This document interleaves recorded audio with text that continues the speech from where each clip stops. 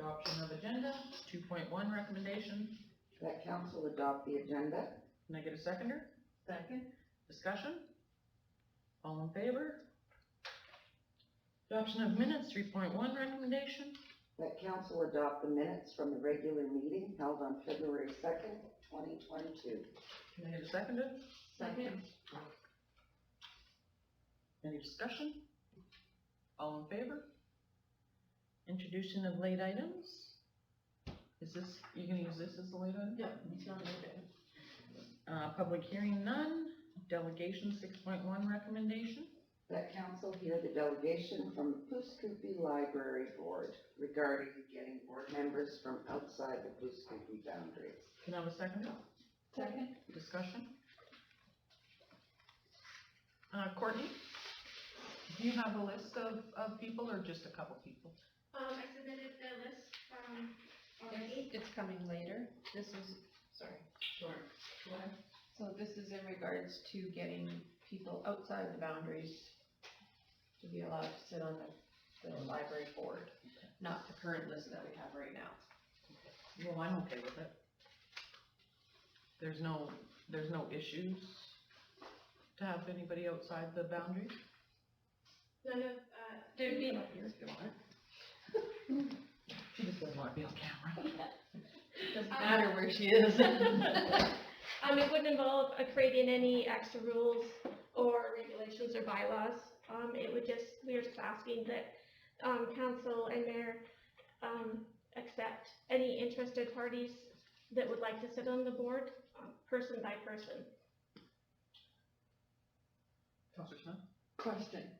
According to the Library Act, it says that they have to be, residents or electors in the municipality.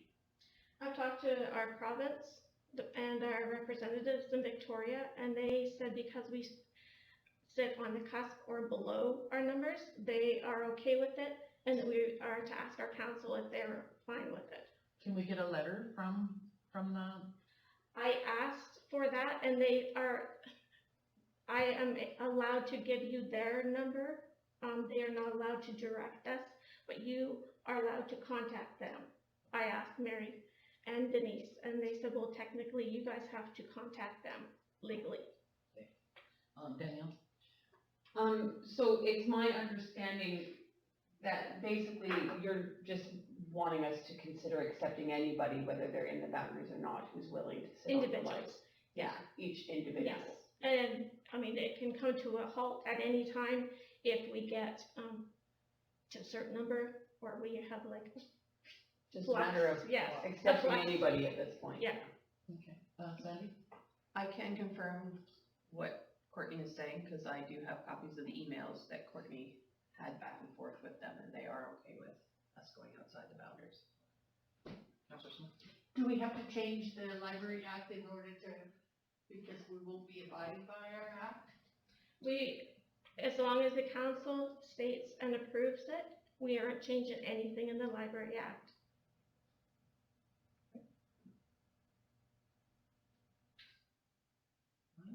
So how long have you been looking for people?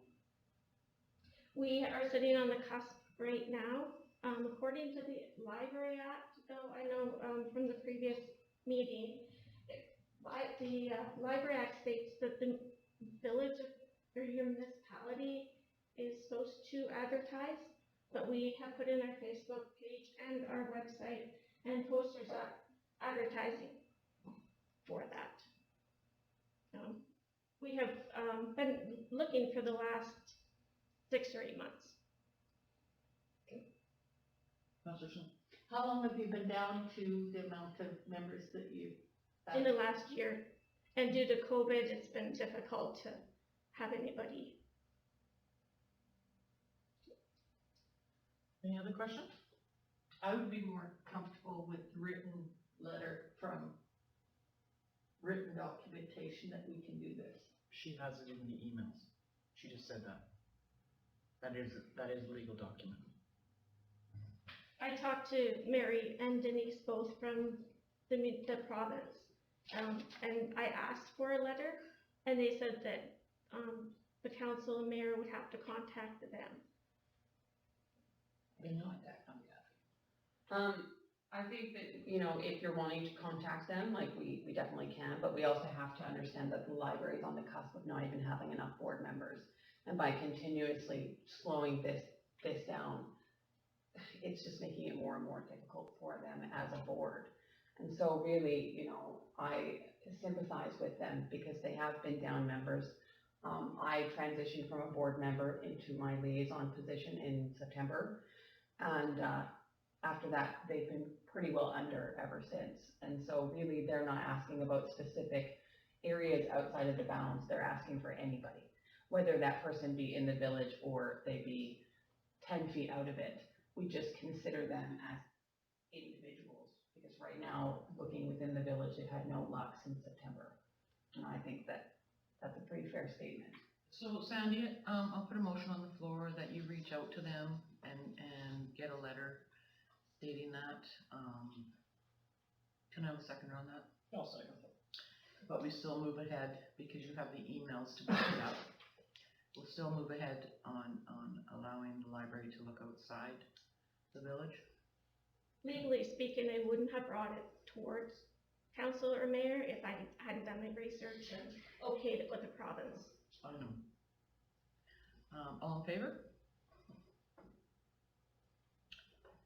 I'll get you Mary's You number. better call opposed. Pardon? You better call opposed.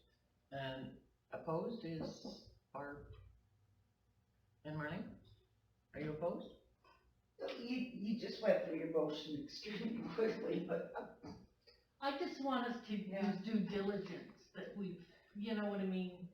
I 100% understand, and yes, I talked to Mary and Denise both through emails and on the phone, and they would definitely guide us in the right direction, and if it wasn't appropriate, I wouldn't have brought it to council. Ryan? so it would have no effect with the agreement with the school district or, okay. Barb? People that are not within the municipality, if we had people step up after the fact, we can appoint them, and through attrition, I guess, like, you know what I'm trying to say? If we get people from the municipality to step up Oh, after this, definitely. Ruby, just step ahead of the camera. Okay. Otherwise your shoulder will be. you know, Yes, like- definitely. I just wanted to say, so basically, we're volunteer. So we don't pay anybody to come. So if they're willing and wanting to be a part of our library and bring fresh ideas and, you know, anything just to bring a fresh face, more help in the library meetings and so forth, we just really would appreciate that. It would just be really helpful. Thank you. And like she said, if we do end up getting more people from the community, we can always review it again and decide what we want to do. and you can add your members accordingly, you can have up to 11, or 13. 13, yeah. Yeah, just as long as we can have, like I said, some fresh ideas, fresh faces.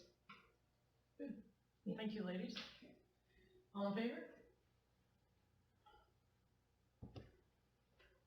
Thank you.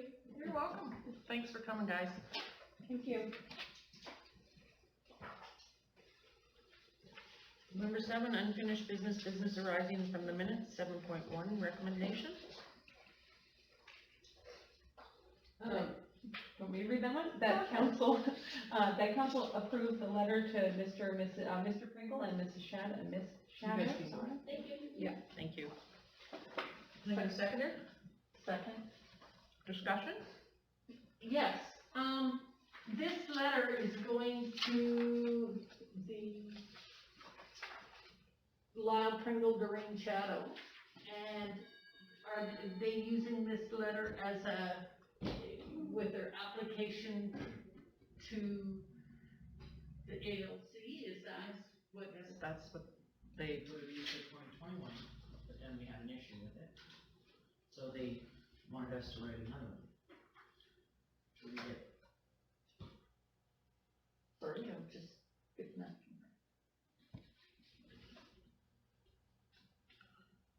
So, all in favor on this letter? Okay, Sandy. Thank you. You're welcome.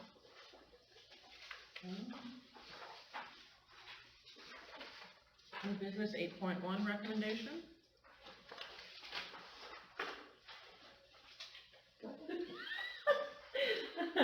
That council approves the library board appointments for 2022.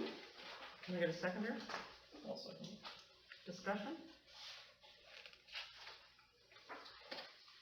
All in favor? Can I ask a question? How many of these people that you would like appointed are not, do not live in the village?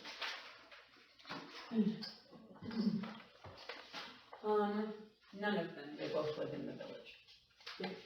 So one is Ruby Freeman, who is just standing in front of us. She's the chair of the Puscombe Public Library Board. And, the new one, Danielle Smith, is also local. And, yeah, managed to talk her into it. And then the other additionally- two, they need approval for the 2-year term. Yeah, and the other two, the young man Alex is Ruby's son, and then Pam. So they're all local. But again, that's only 4, and they're supposed to have a minimum of 5. So that's where the issue is that even with getting a new member on, they only now have 4, and they're supposed to have 5. So this only just now puts them at the cusp. That's the major issue. We don't have it. Thank you. All in favor? 8.2 recommendation. The council support the grant application to investing in Canada's infrastructure program, Green Infrastructure Environmental Quality Substream to the Village of Puscoopi Waterways Infrastructure Improvement, Riverbank Enhancement, and Berm Stabilization. Keep going. Keep them. Further, that council directs the use of reserve funds and assigns the Peace River Agreement monies to fund the local government funding requirement if the grant is successful. Further, that council endorses forwarding the water conservation plan as per requirements of the Investing in Canada's Infrastructure Program. That's fine. Or, what? You can stop. Oh, thank you. You only need to read the second one if council does not approve the first one. Yeah, got you all filled in now. You've got that figured out now, eh? Can I get a seconder? Marcel? Discussion. So Sandy, it's, how much is this grant? So the grant amount that Urban Systems is applying for is $3.79 million. If approved, it will cover costs up to 73.3% of e-repairs. But they need this motion before they can complete the application, and the application has to be in by the 23rd of February. So they asked me to get it on here ASAP. And if council is not in agreement, then you must read the second set. Well, I think we should be in agreement, otherwise we take it out of the coffers. Marcel? Just a quick question, appendix A, it's the water agreement from 2014. Uh-huh. Do we have a more current one that? No. No. That hasn't changed. In this document, we're applying to do curb and gutter. Is it not? Sorry. This is for the lagoon. This here? This is for the lagoon grant. But isn't it the green thing that, Are you talking about the water agreement? Sorry. From 2014, is that what you're referring to? No, this is for stabilizing is what you just read out. Mm-hmm. This is for the lagoon. Yes, This this is grant for is a grant. specifically for the lagoon. so it's just for the work for the lagoon? Okay, thank you. All in favor? 8.3 recommendation. I read the big one, go on, Mark. That council review the preliminary capital special projects 2022 list for final determination at the March 2nd, 2022 council meeting. Can I have a seconder? Discussion.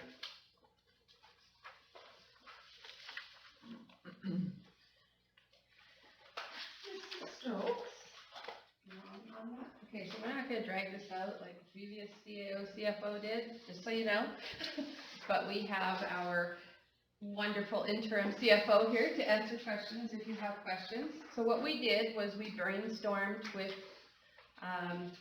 CFO and the gentleman that we're working with on this. And we came up with a list with everything that we talked about over the last year. There was stuff that had been made note of all along. So we came up with the preliminary list for you guys to go through. This will be brought back to the next meeting. So this is basically time for us to go through each line and discuss why it should or why it shouldn't. No definite decisions have to be made today. Okay, this will come back. I have one question. Okay. Paving, sewer fix, and 48th, 49th, 54th. Did we not have $100,000 in there, Trina? No, it's, it was separated out like this, requested, I think it was by Blair originally. And the reason why we left it like this, was so that it wouldn't get missed, those roads specifically, because they were, torn up by replacing the water. There was, if you look further down, there's another line for crack sealing and asphalt patching. That was originally $100,000, but we weren't able to finish that last year. That's the one you asked to have the So 100,000. can we switch those numbers around?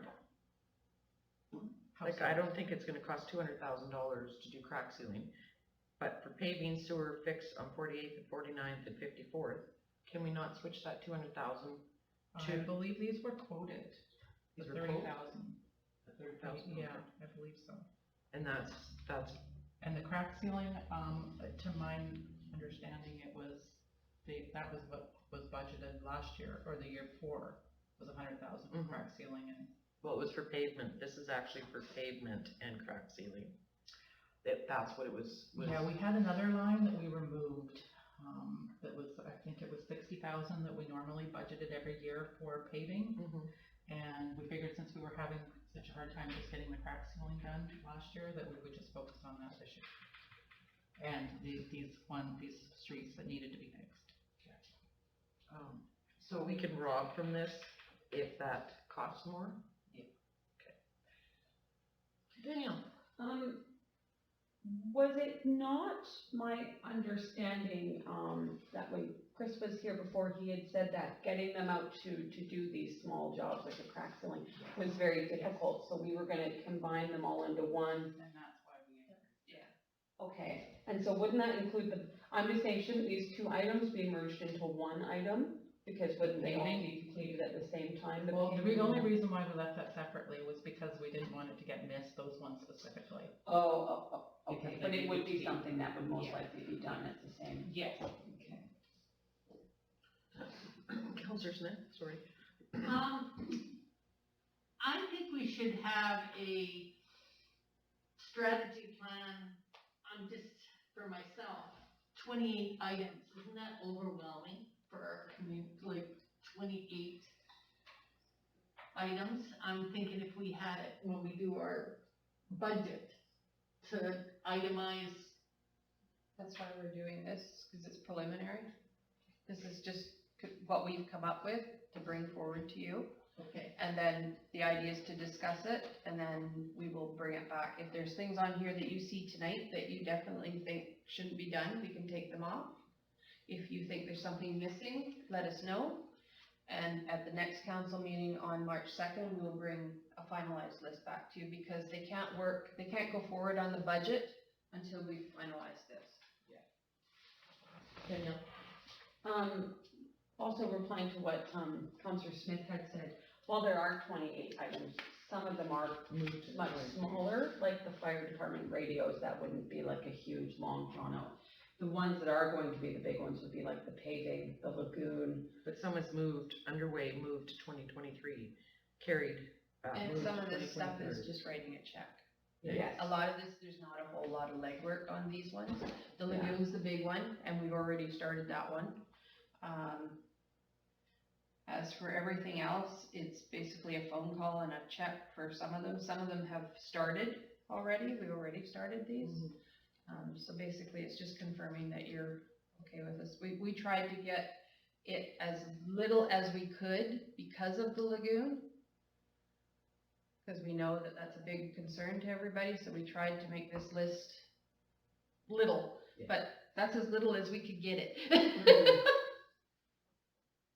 So, Yeah, so I know. Are you when- comfortable with this, Sandy, is my question. Are you am I com- comfortable with it? Yeah. We've gone through it, and, for the most part, yes, we feel that we can get all of this. So one thing that has come to light is the money that we received from the COVID restart program Mhm. does need to be used this year. And it is limited to what it can be spent on. It has to be COVID related, to do with the restart. Not, very little capital supposed to be used.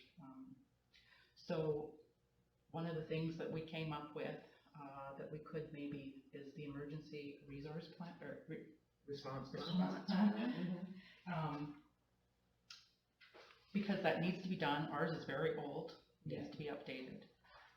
So the money that is an eligible expense, so, we're talking, we have to update something, this building is supposed to be our EOC EOC center, and it's not. It's not big enough. It's not ready. Well, we don't have a generator. So, Right. right now, we have 12,000 in there just to basically get it going, but maybe we could increase that and expand that to more, maybe a mobile EOC Command center, center. command center, or. Or could we something. just rent it from, search and rescue, because they have all the command That's just a phone call and a request, actually, through EMBC to get that. to use your, And then the municipality gets them back for it later. Sandy? The fire chief has expressed an interest in either purchasing a portable generator in case there is something that goes wrong. We are the designated EOC center right now, but as Councilor Woodell has pointed out, we don't have some of the communication stuff. But if we had a generator as a backup, that's a start. Another, avenue the fire chief expressed interest in was maybe purchasing a portable or mobile emergency operations center. It's like a trailer and everything's contained in there. So those are two options to do. We have to be EOC compliant. Yeah. We're not right now. So those are things that we brainstormed about this afternoon on short notice that we could possibly use that money for. And it needs to be used this year. I always thought that the community center was our emergency. No, because that's what Generators. it is now. When they had their EOS, when they had their, what was it, the fire in the kitchen, Yes, they brought all the students here. I remember that, yes. Because this is the EOC center, Oh, and they had to be able to use the phones. Yeah. okay, I always thought it was the gym, I thought we just brought the students there because the school was full of smoke. No. This is, yeah, and it's so small, so. Yes, yes, And I that's why remember them wanted all. that's why I wanted the fire hall built on, because we didn't have a EOC room or anything like that, right? This isn't big enough once you get a whole bunch of people in here. Well, so there seems to be some confusion here. So EOC center is an emergency operations command center, which directs all the emergencies. Your EOC center does not get evacuees put into it. Your evacuees go to a reception center. Just Thanks. so because the last thing you need is a bunch of kids or a bunch of people running around when. No, I'm talking like the Affected, people that hear the fire chief. Yeah, that's All your the emergency people command here. center. But they need to be two separate spaces so that if you do have to evacuate something, that you don't have all those people around the emergency operation that's going on, because that'll hinder your emergency operation. And my recommendation, to somebody that deals with this on a regular basis, would be to hold off making any major decisions until after the plan's been updated. And then when the plan gets updated, the chances are it'll come with recommendations on how to implement or what would be the best locations for these. So then we're not, spending money on a building that we're gonna turn around and go, oh, and actually we're better off having it here, we're better off with these resources and stuff. In the meantime, there is the ability, like, between, local infrastructure, through be it search and rescue or other agencies within the community, there is the ability to put together a mobile command, or mobile EOC in not 5 minutes, but within a 5-minute radius of Pouce Coupe, there's the equipment and facilities in order to do that already. a lot of it sits across the road, it's just a matter of going through the proper channels to get government approval for it. And that's not all that difficult to do. So in the meantime, we do have something that we can use in a pinch, but before we start saying, well, let's get a generator here and a generator here, I think we better to have that plan written, and then we can spend that money accordingly to set up that emergency plan. So, Sandy, do you know how long it will take for that emergency plan to be set up? No, I do not. No? I can consult with Blair. Right? I think we need to increase the amount on this line though. Yeah, that's kind of what we were looking at, was just, the budgeted amount needed to be higher. But that If we're gonna go can for- go to COVID money, Yes. right? Yeah, emergency response. And what do you recommend, Trina, that we have? But just that we set the budget higher for that line. And how much She's asking. Ballpark, I was thinking 75, 50, 75. Okay. And yeah, because we only have 12.7. Well, and we were going to do it over the next, I think, 3 years there, right? Right. It needs to be done sooner rather than. We need to look at it more is all. And, you know, if you guys have other ideas, other recommendations, anything, looking for help. The search and rescue that's parked over there is what you're referring to. There's that, and then there's other private organizations in Dawson Creek that have communications abilities that we can bring in case of emergencies. So we would have to bring something in, it wouldn't be here. We actually have. And so, well, I just think that it would be better off if we had something permanent that we could keep. Yeah, I'm not arguing, I'm just saying before we build anything permanent, we should get the report done and get it Yeah. updated so that we're not putting money into something that's Yeah. not ultimately gonna meet the requirements of what we need. But again, permanent structure is ultimately the way to go. So the emergency response plan is our #1 priority right now. That's what we're talking about. Barb? What is RCMP capture program? I believe that That is, that with is, the you cameras. put your cameras on there, but Damon was supposed to come and do a, delegation, and he hasn't yet. Sandy? Sorry, he's waiting for the grant, information to come back. He's applied for the grant, now he's waiting for the approval before he comes to do verification. I talked to him about it in November. So that's why we just left it there. So we can move that till 2022, You need to 2023, or 2023, sorry. Well, it's tax time now. if you want. Yeah. Okay. We'll move that to 2023, or if he comes and does a delegation, we can always pull that out, but let's talk about the emergency response Can plan. we go back to the beginning? You what? You wanna talk about the response plan? Yeah. Because we have to up that. Okay, so what do you want to up it to? Well, Trina said 75,000, so I think Trina says 75,000, then 75,000. Okay. All in favor? This is, we're I not thought making we were decisions going- tonight. Yeah, this is just, well, they can Oh, do okay, that. okay. They can do that, and they still have time to think about it. Okay. Next meeting, you can change it if you're not comfortable with it, Yeah. so.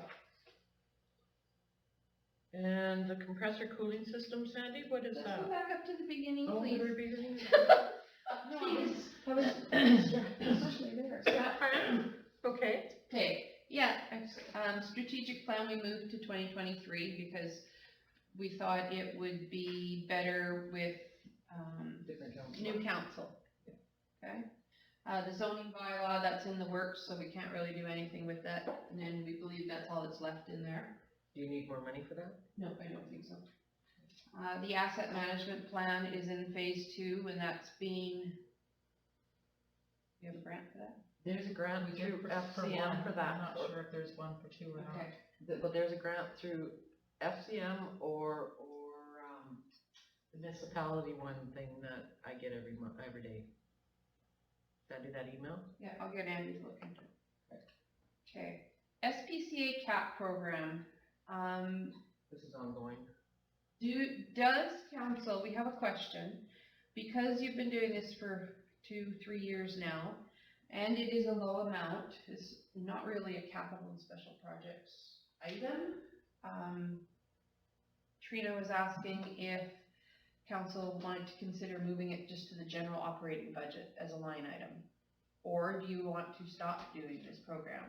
No, we have lots of wildcats. Or do you wanna just, the other option is, can we leave it at 5,000, so if not, 5,000 is not used up in the entire year, do you wanna just do a top up every year? But I guess we're looking for whether or not you want a commitment to go forward every year, or do you want this brought back every year to decide?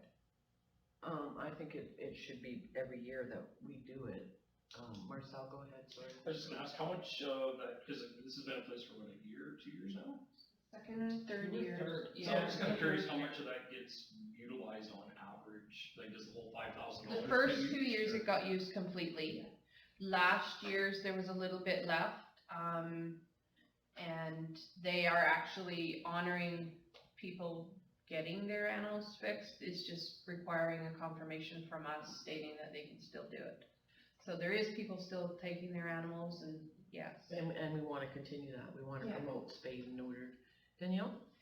I really like Trina's idea about, committing the 5,000 and then rather like just topping it up every year, so some years if we save, then great, and then other years if the whole thing's gone, that 5,000 is already, allocated, but rather than putting that forward every year, some years we may actually be able to Yeah, save, well, right? the intent of the program originally was to clean up the stray cats, which I think we've done a fairly good job of. Yes.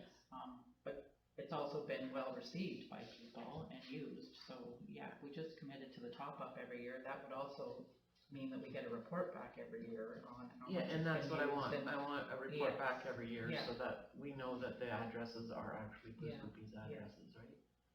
And they do have a cat license. Yeah. Right, so that's an important thing, if they have a cat license, then we know that that cat actually belongs to the village, Exactly. so I think it should be every year. But, yeah, I guess I'm just looking that we can move it from this list and just put it into Into general. general. operating. Yeah, we can put it into general. All in favor on that one? Stars donation, that stays because that was a 3-year, so we still got this year and next year. Okay. The safety coating for the fire hall floor. We are in the process of receiving quotes to have the floor redone. Tomorrow, we have, fire chief and I have a walkthrough with Mr. Miller to go over, it's court ordered. So we have to go and walk through there to point out what it is we would like fixed, cause he has an opportunity to come back to us and say if he'll fix it. If not, the reason we've put $70,000 in there is cause that's the highest quote we have so far, to have the floor redone. We have them as low as 46. Well, they have to strip it, Yes, that's why it's so high. but there's different options coming back to us, okay? So that's why we've put that there, just so you know, we're not entirely sure how much it's going to be, but it does have to be fixed. It's not safe as it is right now. Flat deck trailer. This would be one of the, public We're works currently directed. Pardon me? We're currently renting one, We are, and how much is the rental? I think we rent it when we need it. when we need it, Oh, just as we need it. and it's $15,000. Well, I believe the public works director felt that he could probably get one in the neighborhood of 5,000. This is what was in the budget last year, and it never got used, or it didn't get purchased, so I just moved it forward. But he figures 5 to 10 max. Feasible study for drainage? that's your culvert to Yeah, but I thought urban systems were. It's almost finished, we still have a few trickling costs coming in, we're not entirely sure. I think we can drop that to, I believe so too, I just don't have any costs yet, and that was just what was moved forward from the previous year. this won't be the actual cost. And the boundary extension is expanding till 2023, the walking path, or trail. CN has, the guy hasn't, called me back, he's just getting into it for position, so. Well, we moved it to 2023 for now. Yeah. If we, We just didn't think we could take it on this year. Pardon? We didn't think we could take it on this year. No, No, well, we don't even have the land yet. Yeah. So, no, and besides, Well, I believe we, this was for the boundary, a walking trail on the boundary, or one to Poos Park, is what it originally was. yeah, but we don't know, we don't have all our facilities and things that we wanna put down in there yet. Cause there's benches and stuff like that we talked about putting down in there, right? So, Okay, good. Do you guys all agree? Push it off till next week.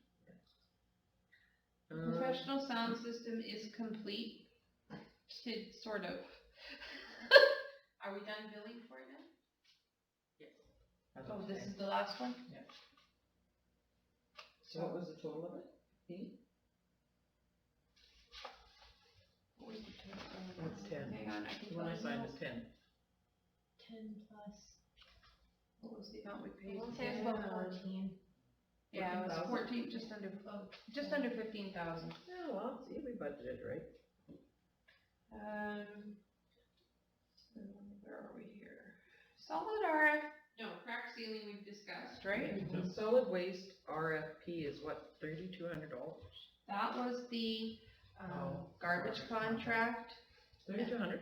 Is that? No, the bids came back way above what we had anticipated, so, before the previous CAO left, he suggested that we put it to council whether or not we wanna go out for RFP again. We wanna stay this way.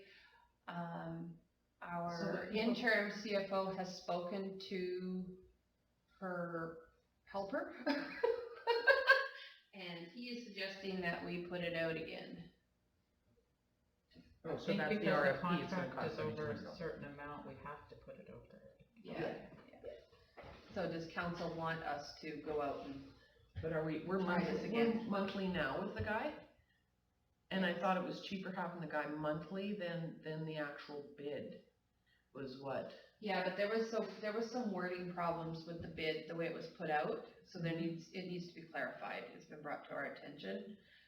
There was a line in the RFP that stated if they missed a day, they would incur penalties, and the penalty amount that was listed was not understood. It said that they would get charged $150,000 a day if they missed. Oh, wow. Who put that in there? And it wasn't worded properly, so that needs to be corrected, because we have since spoken to some people. I'm not gonna stay on camera. No, but should they not be retyping it up, whoever did it? Yes. And why are we paying $3,200 for it then? That was just the amount that was brought forward. Oh, I don't. We don't know how much it is or anything, but You're gonna If go this- after warranty, are you, Sandy? warranty? Warranty on their bringing that contract up Well, wrong? yes, but anyway, so if that's something council wishes for us to pursue again, then just let us know. We need garbage guy. Garbage I right put a now. motion out there that we. We don't need motions Oh, tonight, no, we're just no, discussing. okay. So we did the emergency response plan, capture, compressor cooling system for the fire department. Counselor Waddell, would you like to explain this one? Yeah, so all the compressor cooling system is that they're looking at is it allows, in the case of an emergency, like when the guys are out fighting fire and they burn through their air bottles, it allows them to fill their bottles a little bit quicker when they bring it back to the hall. So when they bring them back to the hall, the bottles, as you're filling them up, they tend to heat up a little. And because of the temperature, you gotta let them cool before we can finish filling them up. This will allow them to have a faster turnaround time on their bottles, as well. But this is something too that, you know, if we come down to budget constraints, we can always push it off to next year as well. That's not it's not a be all end all, but it would increase the proficiency for those guys and speed it up a little bit more so that they get their bottles a little sooner. I think I understand the proficiency part, I just know that, yeah, this year with our lagoon, we're looking at a very large, so if With we, that and then radios and stuff, yeah. yeah, Those things so we that could- would probably be something better to look at in 2023, just because. Is this in the, I can't remember, is this in the fireside recommendation? No, to the best of my knowledge, it's not in the recommendations for that. So we can carry that over to 2023 unless, you know, somebody gives us a miraculous amount of money to donate? The fire hall, escape route is, That's a more. Almost complete. Yeah, it looks good. Phase 2 development manual. That one we have a grant for, so we have to continue with it. Okay. And the maze, well, we need that 7,500 for, No, I pushed that off, actually. I thought it was just kind of on a wish list, but, This is the resident portal. This is Take that out of resident COVID? portal. Possibly. I was thinking about that today, actually. So if we could take So it what out this of the, does is it basically gives us a residential portal, so, people can, sign up, used to bet. And then you can check your bills, we can put the utility bills on there, tax bills, they can then pay for, their taxes with a credit card, because it's a third party that's collecting, and they pay the user fee themselves at the portal. yeah, so they would pay the user fee, so a lot of Yeah, people so it's wouldn't not use put it. up, so then you can use it for taxes. This sounds like right up the COVID alley. Except you can do it from home. You'd be able we can to get the- apply for building permits, and probably we'd be able to do the cat licenses and dog licenses. But how many people would actually use it? I don't know. Yeah, But but I I don't know, know if it would be I know worth my it. clients, when they have to pay for their taxes on the Revenue Canada site, they have to use their credit card and then they're charged an extra fee, Yeah, and they won't do it, they rather go to the bank, okay. so, I don't know, Marcel? So I might be jumping ahead here, but would this not tie in with, item 21 with the new website as well, with that portal?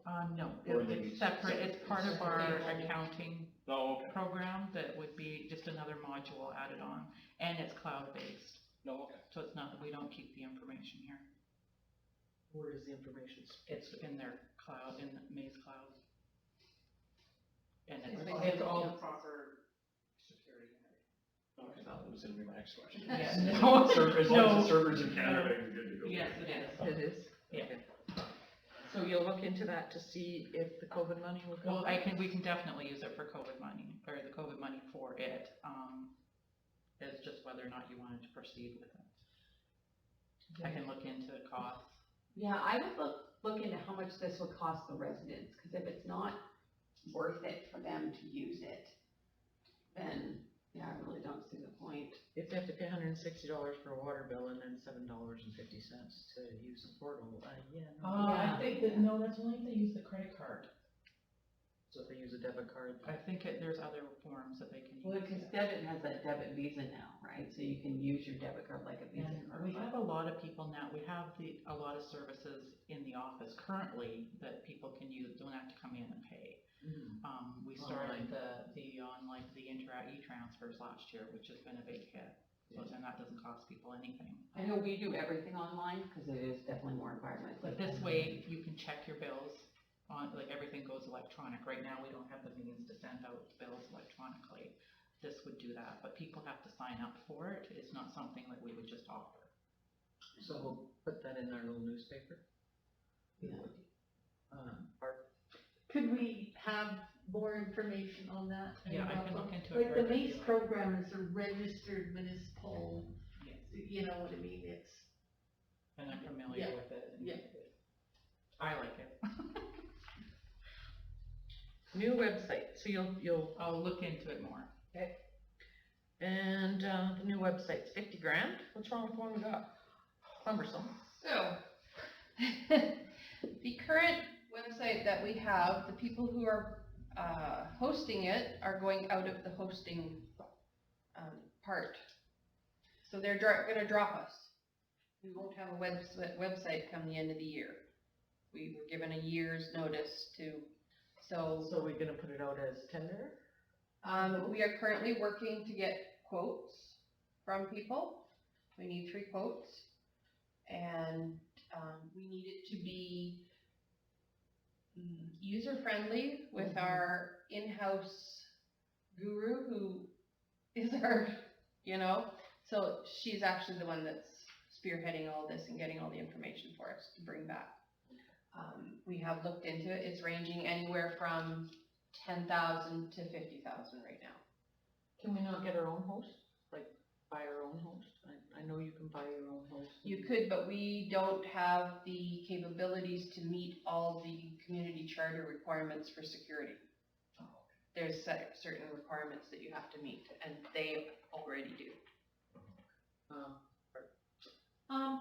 Can we get any grants for this, or can we use any of our COVID? Because it's, people don't, if we have a website, they're getting the information without having to come in and speak to somebody. I can look into, I don't think so, I don't think it falls under the criteria, but I can look into it and see. Cause they're dropping us. It's not a restart. Yeah. Okay. Three-phase power for fire hall.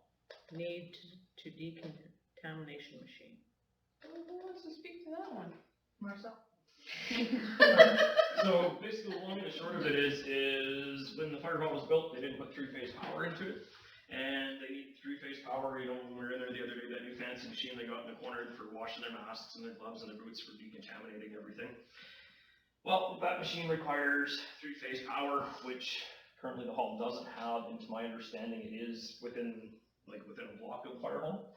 So they just need to be able to run it into the fire hall and upgrade that service. 3 days at our shop. Yeah, so it would also give, later on down the road, the nice thing of doing this now is, later on down the road, if say the, you know, an EOC goes in there, or anything else goes into that building, or gets attached to it, you know, 20 years down the road kind of thing, then the power requirements are there for the most part already, right? So it's one of those things that upgrades it to industrial power, which really they should have.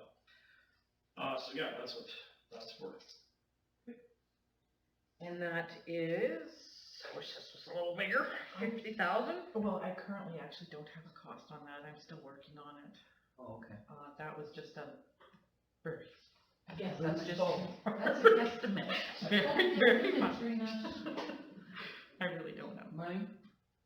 So the decontamination machine is already in there and working? No, it's currently not working. It's in the building. They purchased it and then realized after the fact that it needed three-phase power in order for it to be operational. Oh, okay. And yeah, the cost will vary on how close the closest service is that they can tie into it. So, as to my understanding, when I was chatting with the Public Works Director today, that's what they were currently trying to. The pole behind my house is the closest. The one that, the land, you know, the back alley there? Yeah, okay. Danny? Yeah, while looking into this, maybe see if there's any grants or anything too that we could kind of go for and Well, use that as well. the other thing with that is potentially, I don't know if we could use COVID money for that, because the part of the decontamination, right, is they go and do medical calls, and they've got to decontaminate here when it comes back, they go and do fire calls, right, and they've got to decontaminate afterwards with that, right, and part of that is to prevent disease, cancer, what have you, right, and protect their safety. The machine currently is on our COVID list, so I'll try and tie it in. So if we could get the power requirements for the machines, and the machines operational under COVID, that'd be cool. First they're gonna tell us is no. No, that's the worst thing they could tell me. So geotech assessment, removal of vegetation for lagoon bridge project. That's a given. Well, you pre-approved the lagoon project Yeah, already. you already did that. The geotech hydrotechnical assessment we believe is finished, that we just left that in there, so that could be coming off the next one, waiting for confirmation. The vegetation, we do know that there's still some to be taken out of there, they weren't able to get into the middle, so that's why we left it at 25,000. We're gonna put Marcel in a little rowboat. Rowboat with pair of scissors, there we go. Prefer a meat whacker. Well, we invited the bylaw officer to take his canoe out there and do it, but they didn't seem too crazy about it. You just have to put a little suit on. Next is fire department radios. So I talked to Director Hebert today, he was in my office, and he said that he would help pay half of them. So if we partnered up with them. Councilor Smith. I spoke to the same lady, the safety thing about the fire department, I can't remember her name, Trish. She had suggested that instead of purchasing all new radios at the beginning, get 2 at a time, because they'll also expire, their life will end at the same time. I realize that you're going to say that some radios won't interact with the other radios, but I guess you would have 2 radios until, I don't know. That's what you just told me. She said if we only purchase 2 at a time, then it's not gonna be that expensive if we bought 2. Marcel? So I think it comes up later in the report actually too. The other thing with that is we have, I think it's $17,000 roughly, 70% anyway of the current radios we have. There was a company that offered to give us some of that money back, so that would reduce some of this cost as well. Correct me if I'm wrong. The other thing is with this digital radio system, yes, it does have the capability to go back to an analog system, which is currently what they're using. The problem with it is, and we ran into it before from a safety perspective, is depending where you are within our fire protection area, our current radios don't have the best connectivity, so it creates a safety issue. The other thing too is Dawson Fire, my understanding, is looking at going this route as well as the other fire departments within the regional district. And it could potentially create, if Dawson goes all digital and we're still on the analog system, it creates a communications issue. And we actually have mutual aid agreements with our surrounding municipalities, and it could create a communications issue. So that would be my concern about it, with only upgrading 2 at a time.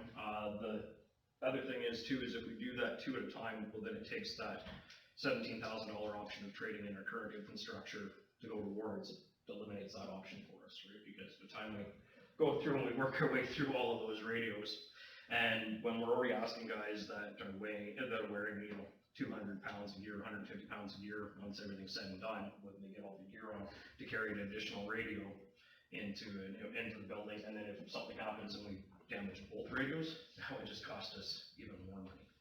So it'd be one of those things that, from a safety perspective, then would be one of those things that'd be better off to do in one shot, because to my understanding with these new radios, is the longevity of these is also quite a bit longer than what we currently have, and better communication as well. Trina? I believe some of this cost also includes repeater towers, does it not? And be upgrading the infrastructure on our fire hall as well. The repeater towers are being fixed by the PRID. Are they? Okay. It's So that's not this is in just the this cost? radios Okay. that it'll, the other thing with these radios is, and it just went out of my head.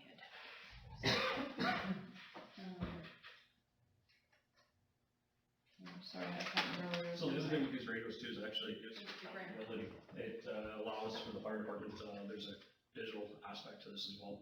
And it allows for accountability, that they actually have the option to see where their members are with those current radios at any given time as well. Danielle? While looking into this whole thing with the radios, as a lame person, I was looking into radios and fire departments and communication. There is actually a video from 2019 from a fire department talking about radio and communication awareness.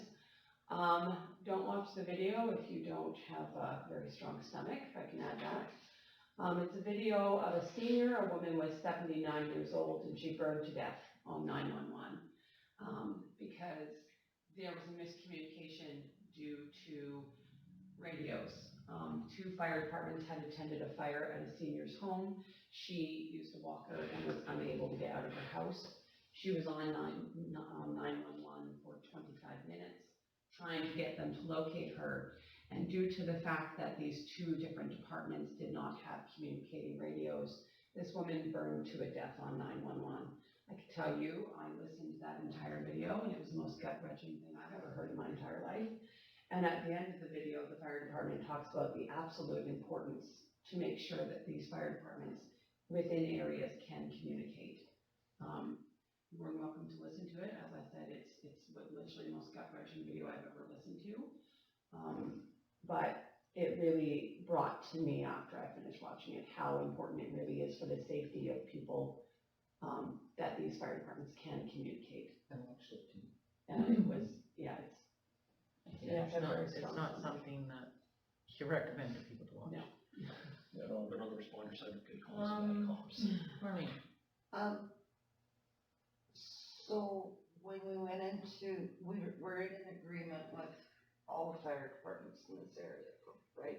Yeah, this is an initiative that the PRD is moving forward with to get everybody on the same page.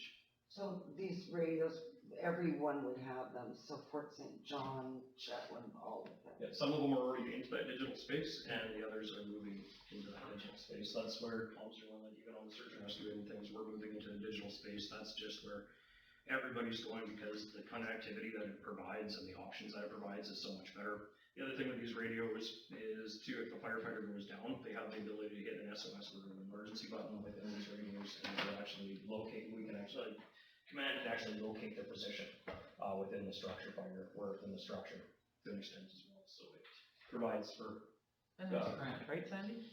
faster. And the other reason we rushed it onto this list is because that UBCM grant will help with this, with a portion up to $25,000, so we can submit a portion of the costs, and hopefully we'll get some money through that too. So that's why we put it on here. So that's all you need for us? Oh, and the last item? I can't see it. Oh, steamer. Steamer. Well, I thought we were buying a fire truck for that. This is only in conjunction if we actually purchase. Yeah, truck that needs The truck. steamer This would be the attached. steamer to go on to it. So this is a big if, because we haven't heard back from the PRD about the truck yet. We just wanted to make sure that was on there. My only request is next time to have a little bit. No. We can get the name of this thing. You have, I'm at work, I'm gonna have to bring it. I made your action items list bigger. Huh? I made the action items listed bigger. Oh, yeah, you did that too. Okay. So where are we? We are on 8.4.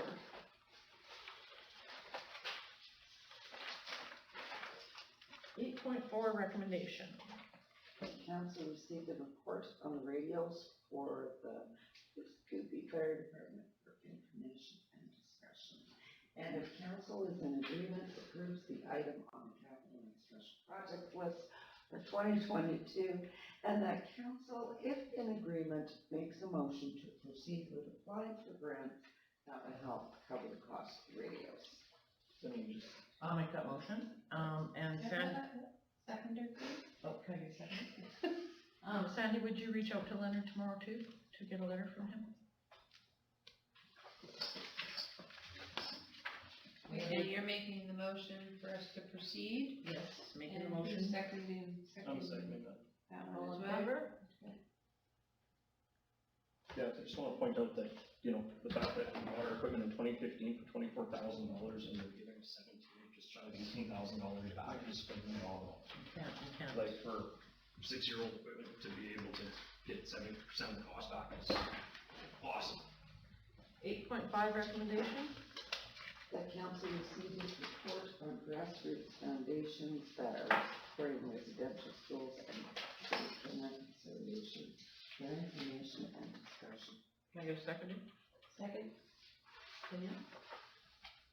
So, as per our last council meeting, we had talked about, how, Mayor Petty had wanted to put the flag at half-mast. And I had been looking into different ways that we as a community could help support victims of residential schools. I said that I would send a list to Sandy, which I did. Attached is the list of the foundations that are currently supporting Indian residential school survivors. And we had talked at the time, Councilor Little had talked about doing a donation to these foundations, as well as maybe doing a donation to something in Dawson Creek as well, to support major foundations as well as local. And so that's why this is sort of coming back. I'm hoping that we can look at making a donation to support those who are survivors of residential schools, as well as our Indigenous community locally as well. How much do we have in the budget for the council to make the donation again? If I remember correctly, we had a $10,000 discretionary fund for council. I thought it was 5. Finance officer will look into it. Yes. As you look into it, we can maybe donate to each one of these, Okay, yeah, but we need to set a price of how much we want to do. Because that'll have to be also in our budget, right?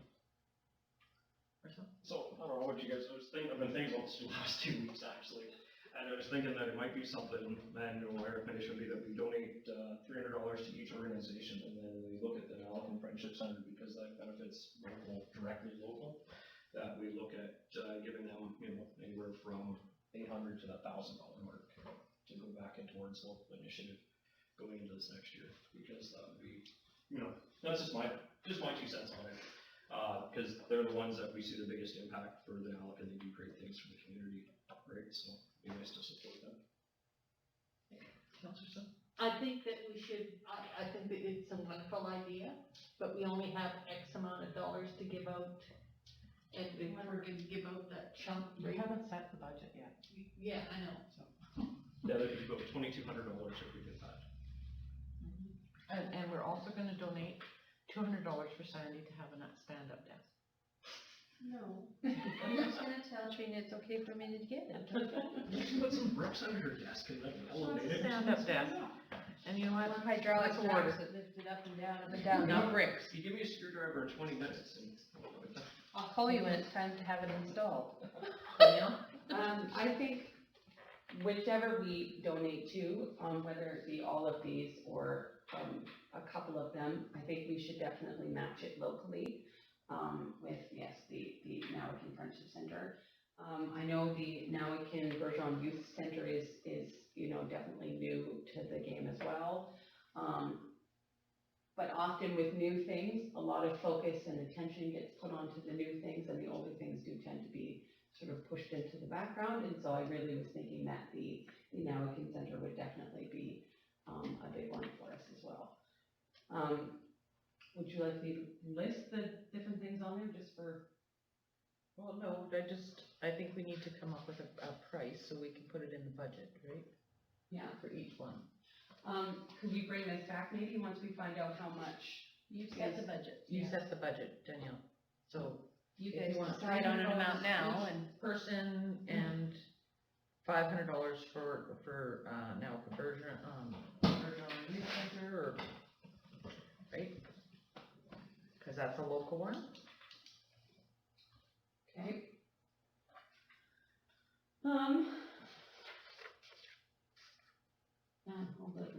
All the stress is on me now, making me set the whole. No. I know, I was like, there are 5 of you here, what do you guys all think? I mean, this is your initiative, so. Yeah, no, I just definitely. give you some ideas. I definitely like the idea of donating to, each of them, seeing as they do all sort of, they are all surrounded around residential school survival, but there are different levels of that.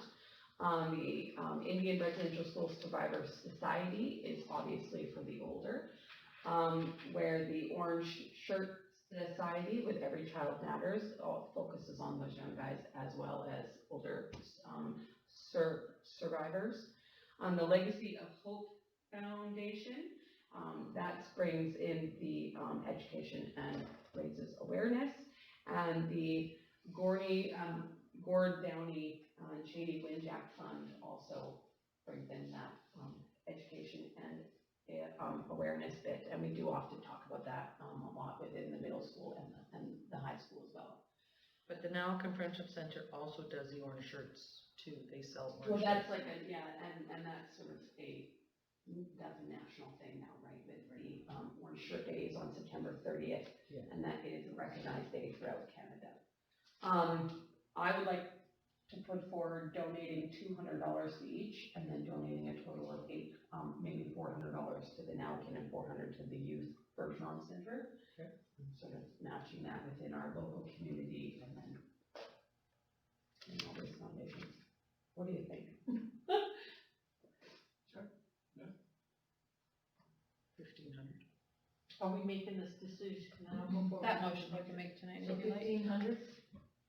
You would like to? I would like to put forward that we make, 1,600. Doesn't matter. doesn't add up? Not 15. It's No, yeah, 16. 16, so it'd be, $200 donation to the Indian Residential School Survivors Society, $200 to the Orange Shirt Society, $200 to the Legacy of Hope Foundation, and $200 to the Gord Downey and Cheney Wenjack Fund, as well as $400 to the Nowakin Center and $400 to the Nowakin Bergeron Youth Center. Can I get a seconder on that motion? All in favor? Great, thank you, Dennis. So is this something that we could look at as putting it as a yearly thing that comes back to council to consider this for ongoing support for these organizations? We can, yes. Yeah, do I need to make a motion to do that, or is it just something we can? It's something that would come up in the capital and special projects Let's list. add it to this list. Yeah, because it'd be really nice, like, with these organizations to look at them as a continuous. Well, we should be thing, coming back on a looking regular into, every year. like, there's charities out there too, like, that need money as well. Yeah. Right? There's Well, this search and just- rescue. This just covers like the residential school aspect. This also Yeah. doesn't cover missing emerging Indigenous women, which is another huge one that, again, is Don't getting, say Black Lives Matter. and, No, it'd be nice for this to come back to us in at least each year so we can release Why Black Lives Matter? and be considered again. They're being investigated. Not so good. Danielle? I'd just like to say thank you all so much for taking this as seriously as I did. Thank you. No, thank you, I really appreciate that. 8.5 recommendation? That's what we just did? Oh, yeah, Yeah. on 8.6. 8.6 recommendation? The council received the PRRD and partner member municipalities housing needs implementation framework final report for information. That's a big report. Huge. Second, sorry. Nothing's really changed. No, there is some wording that did change in regards to Poofs because You put the picture of the frickin' college isn't even, or, government building isn't even updated. They did change some wording in regards to Poofs Koopy because Chris talked to them about it. He didn't like the way it was worded, so they changed it. Now it's more, Wordy? it's better worded. It's better worded. So, but it's a done deal now. It's been presented to PRD. It's finished. No, if we help, it's more wording. So we all in favor? We looked at it. Okay, correspondence, 9.1. The council received a letter from Gail Snyder for information and discussion. I'll second that. I think we need to maybe name that street or number that street, and we don't, Sandy? So I've reached out to Urban Systems to ask what the process is. I haven't gotten an answer back yet, but I will ask them again.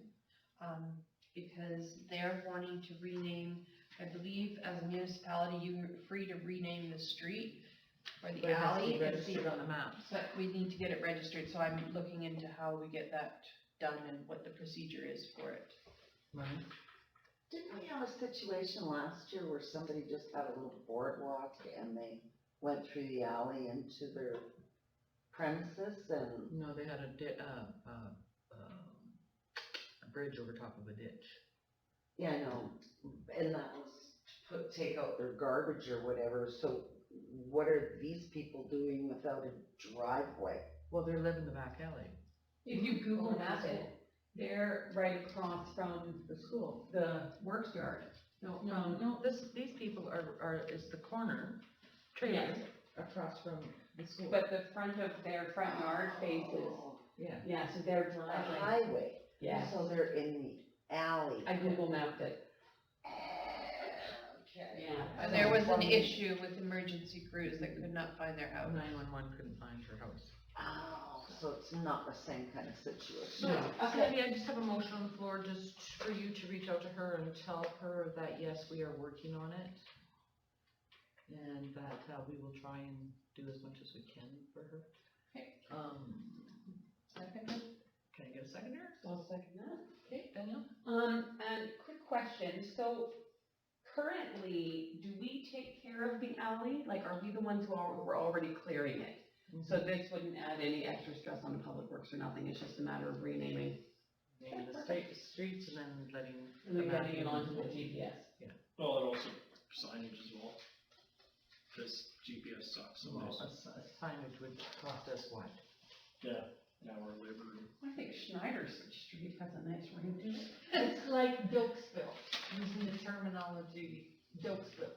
If Yeah. you live here, you know what it is, but if you came, what do you mean, Dokesville? Yeah. So that's all in favor? 9.2 recommendation, that council receives a letter from Lisa Grant as information and discussion. I'll put a motion on the floor to let Lisa know that we will be, we have somebody looking at our lighting, do we not, Sandy? Not yet, on the capital special projects. But we are talking about it through the budget and stuff, and so if you can reach out to her. So seconder, Have a second on that? second. And council received the PCB report. Thanks, Actually- Blair. Sorry, can we back up, just reading in her letter, I definitely like, letting her know we are looking into the lighting.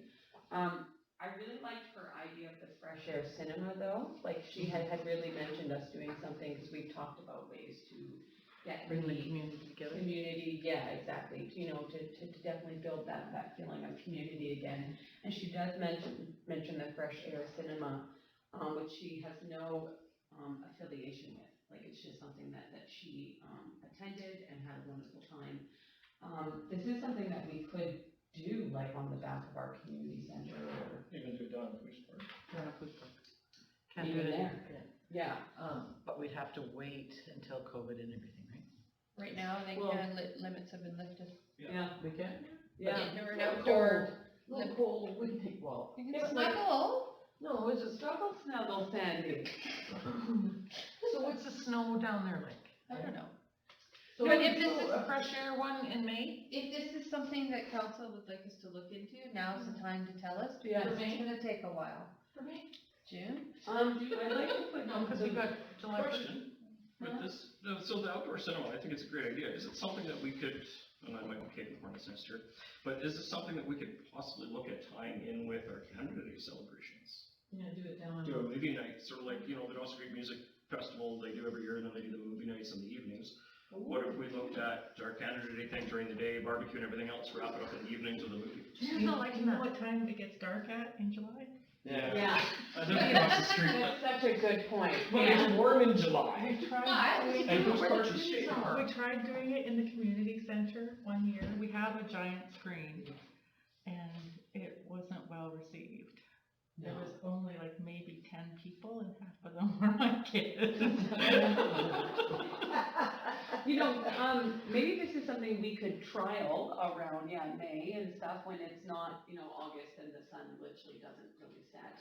But, something to think about that spring and fall time each year as a community event during that dry season when there's not a bunch of stuff going on. But the snow is the only problem, right? The snow. Yes, So we'd have to worry about the snow. thankfully it doesn't snow till Halloween anymore, like. Yes, but people Or- can sit in their cars and watch.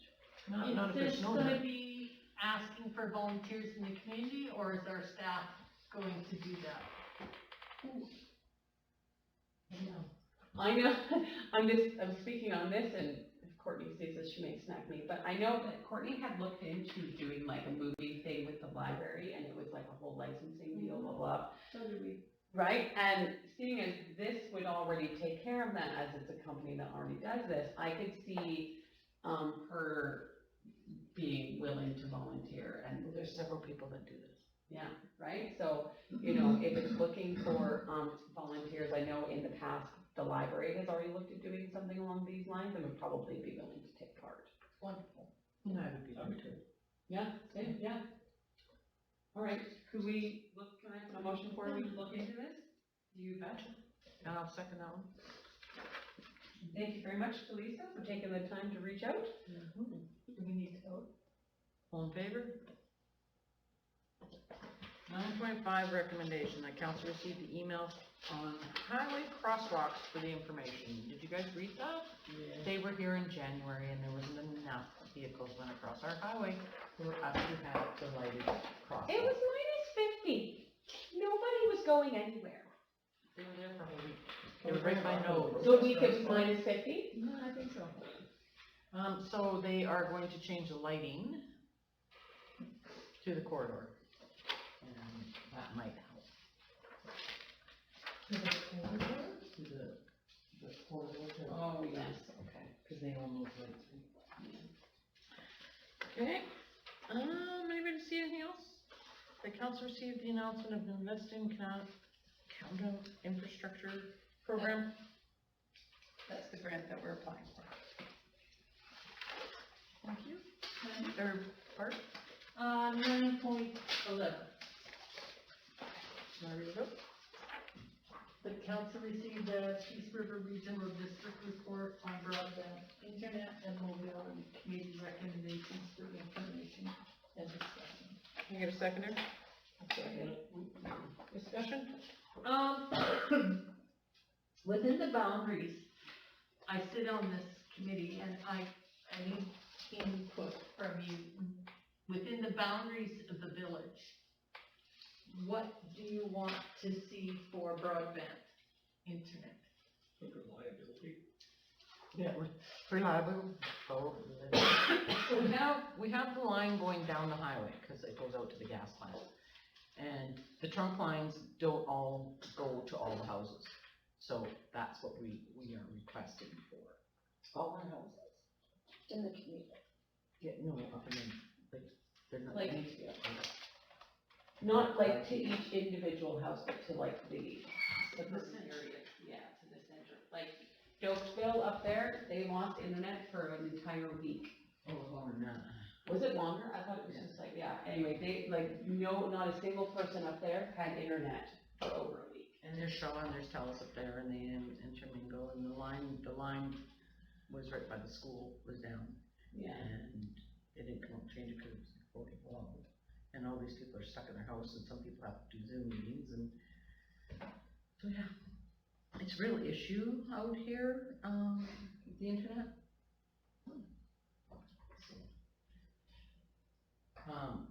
I did send you a grant thing to look at, you guys, to look at. It was from Orca, I think it was. Oh. Yeah, Orca. It's a newspaper thing that I get as a mayor. Barb? So what is council asking? Like, we have Telus, Shaw here, probably Chris, whatever our residents want. Is that something that we wanna invite Telus and Shaw to come to a council meeting and tell us? You know what I mean? Like, what do you want? I thought the PRD were handling this as to who the provider would be. And then we would be the ones to decide if we want that provider or not. No, that's not the direction that I'm getting from. They're basically trying to get internet service into areas of the Peace River that don't have cell service, don't have internet at all, like some areas around Hudson Hope, Tumbler Ridge, Tom's Lake. Tom's Lake, areas on the Alaska Highway. That is what the broadband internet is trying to get grants and that for service. It's my understanding that we have Shaw out here, but we don't have all of Telus, because we can't get fiber optics, is that not correct? Right, We so, want fiber optics product is what we want. yes, so we only currently really have Shaw. We, like, as Telus is upgrading the system, our community doesn't really have access to that, because we don't have a fiber optic system out here. We do it down the highway, just not into the town. I think from my understanding, and this is something I've seen, you know, I live like over by the trestle, and there are definitely times I find in the evening when everybody's off work and we're home from 7 till 11, my internet really slows down. Because everybody's on it. And so really, our big issue is that, you know, as internet demand is going up, our internet provider in Puskubi does not seem able to keep up with the amount of demand that's happening within our village. And currently, our main internet provider within the village is Shaw. So our choices of who we're going to be choosing are already quite limited because there is no Need fiber. fiber optics. Yes, we need fiber optics to even, But Rogers just bought Shaw. so, to answer your question, the only real main internet provider we have in Bruce Coopee is Shaw, because TELUS is not able to provide us with a complete service. Should we invite them to come and we ask them about their? It's definitely like a issue where I feel that there's too high of a demand, like As a municipality, just Yeah. in our border. Well, I know that the regional district has tried to reach out to TELUS, since January, and they haven't called back. you know, the biggest thing for our community members is that they're paying the same amount as like every other resident, and they're getting not as good of internet service as like Dawson Creek is, getting, and internet. It's actually Shaw. higher out here than it is in Dawson. Oh, never mind, I guess I'll complain with nothing then. All I know is it's really expensive, it's like $170 a month.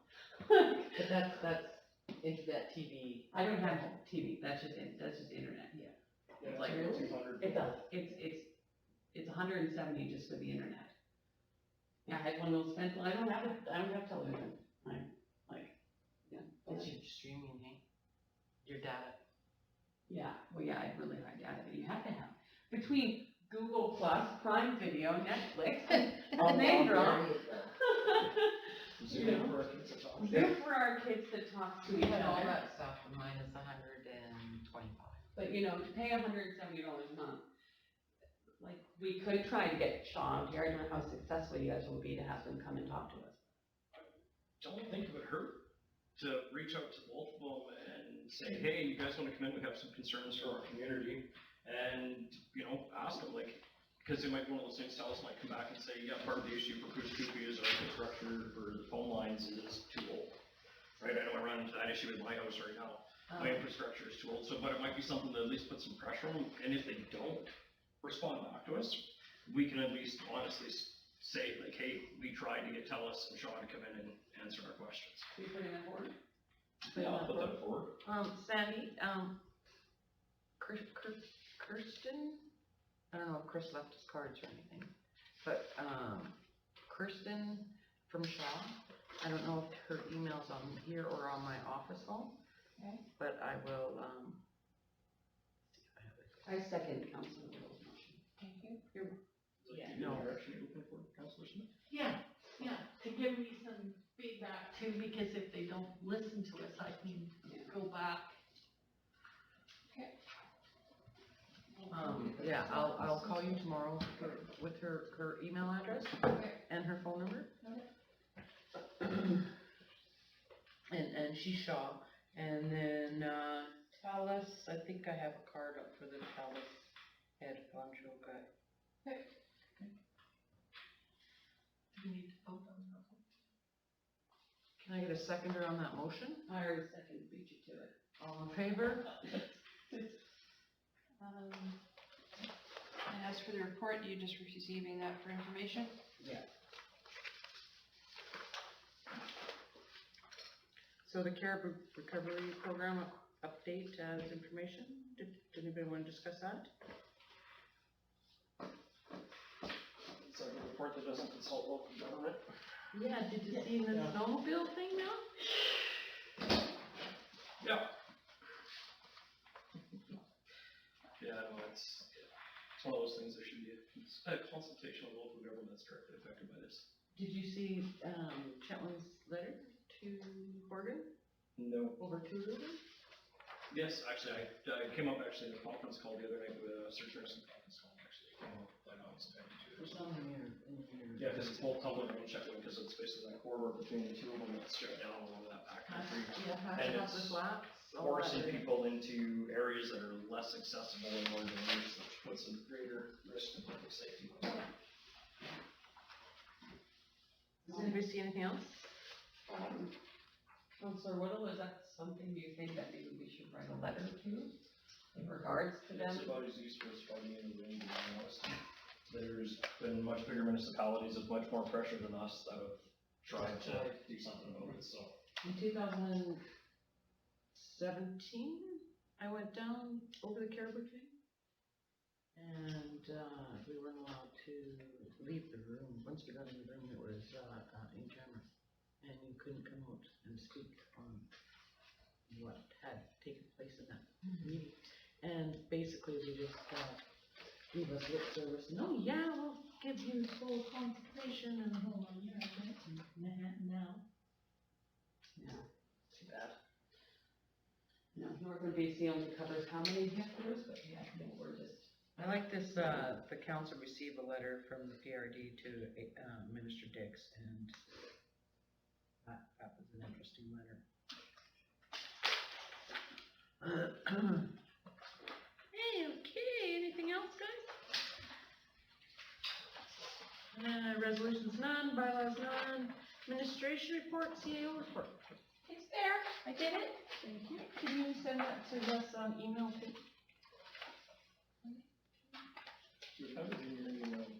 I can add, I have one thing to add to it. I'm in my notes this time.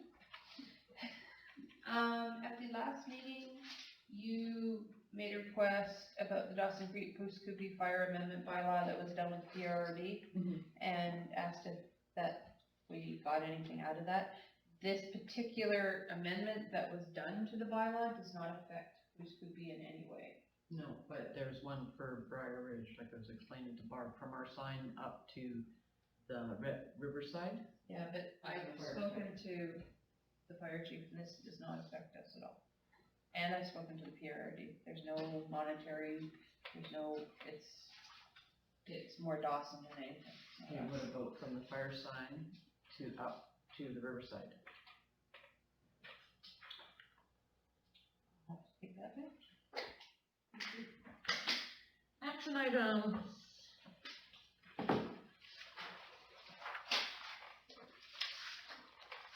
Next month, you'll see a whole bunch of that disappear, because it'll be a new month.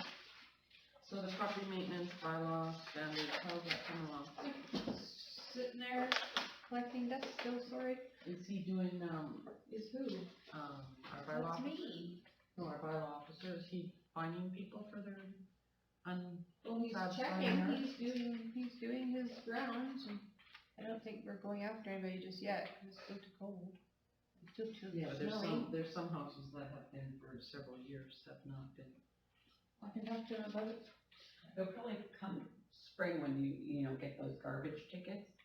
That's when, like, really, if you were gonna find somebody, I would do it probably during that time, because it's not like they, you know, they don't, what's their excuse? They're given tickets by the garbage rank. So should we put a thing out, that, little sticky thing that gets put in, saying that your yard needs to be cleaned up and. Well, just a reminder that that's what these are for, you know, you were given free garbage dumping tickets. And if, you know, your yard is not up to code between do and then you will But be. those tickets aren't taken- provided by us, they're provided by the But PRD. the regional district puts them in everybody's mailbox. Yes, so everybody gets them. Yeah. the spring, yeah. So Yeah, frankly, but it's not if, spring yet. yeah, so No, that's, no, but that's what I'm saying. If we put something in their mailboxes or whatever, Reminding them, reminding them that, you know, hey, come clean your yard up, take your dead vehicles out of your yard, or. come How about we to, put a gentle Good reminder in the Village Voice, starting in the next issue, stating that it's time to start looking at, property maintenance and bylaw will be stepping up, and we did the same thing last year, I believe. Yeah, but the ones that didn't do it, do they get fined? I don't know, but we will put in that the bylaw officer will be checking closer, and we'll talk to the bylaw officer and by come up- June, come up like, with a plan. you know, like by June, you'll really be going around and looking, you know, by that point in time. We'll draft something up. Okay, thank you. Housing needs report, that's already off of there. The radios is off of there. New zoning bylaws been put forward. Develop a procedure manual.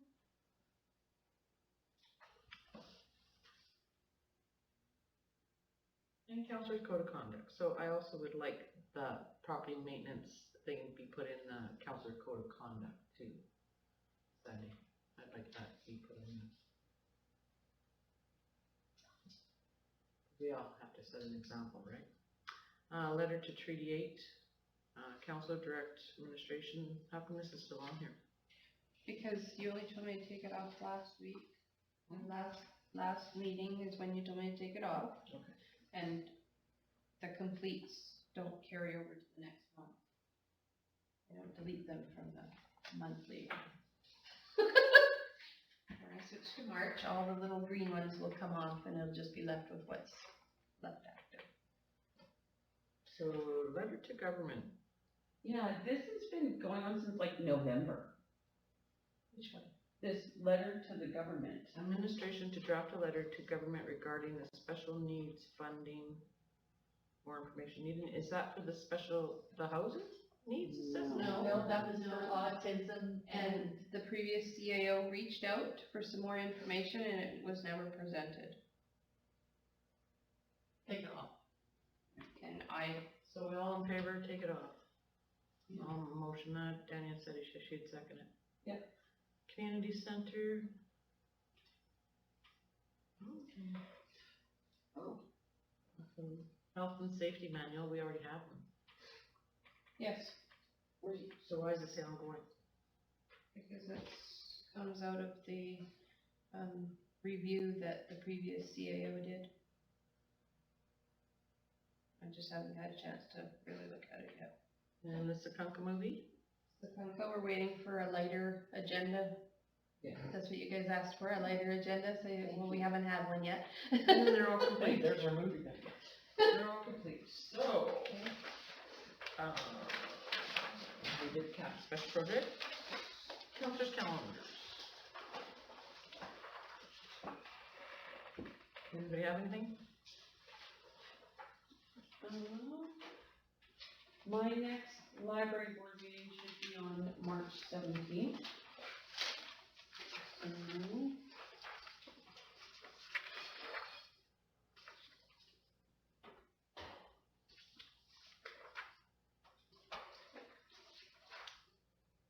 Also, I put out there, I've reached out to the food bank, 3 separate times, and nobody's ever gotten back to me. I've reached out through text, You contacted Sherman? Facebook, no, Debbie's the contact I would talk to Sherman. at Stitchables. Thank you. So I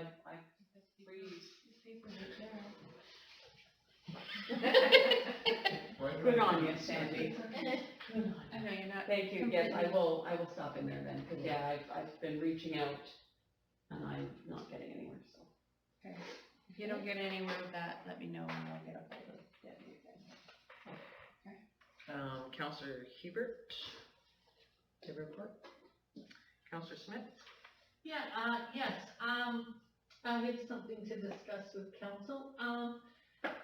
Northern Health Regional District is in the discussions of, they would like to have an audit of Northern Health. There's issues for adequate care, Northern Health, and this was before COVID. They had done a thing, and they would like our support for an audit of Northern Health.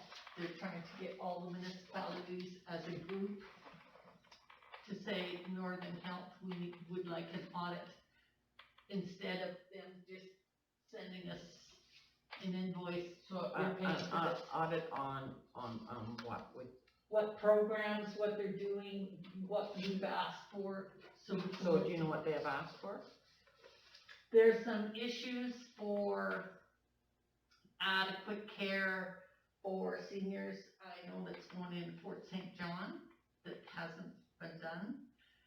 There's some issues about programs that they choose.